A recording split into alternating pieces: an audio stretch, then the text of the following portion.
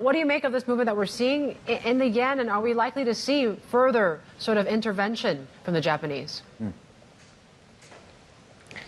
Yeah, the weakening of yen is kind of already in an alerting zone, and I think it's because partly because the governor Ueda of the Bank of Japan, every time he speaks, he says something dovish. In the ECB conference in Atsura, he confirmed his dovish stance as well. He didn't mind standing out as a dovish outlier in the heads of central bankers who are kind of going back a little bit for inflation fighting mode.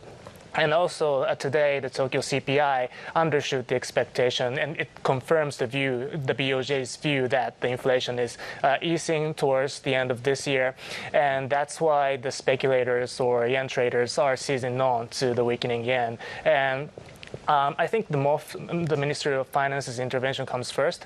I don't think BOJ's tweak the policy because it is taken as a rate hike.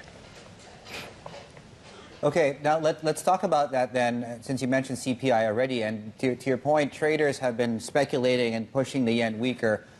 Before we were fortunate enough to have you, of course, on our team at Bloomberg. You were at the BOJ. Do you think speculators are getting this one right on the yen?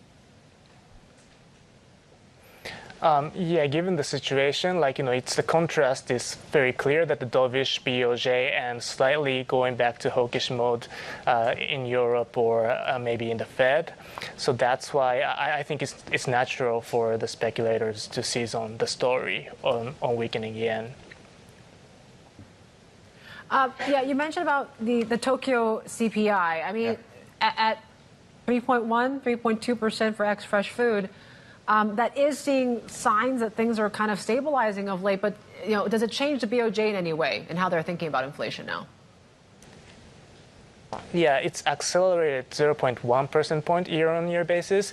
I mean percentage point, but it's kind of a pre-scheduled hike in electricity bills, so there's no surprise factor in it.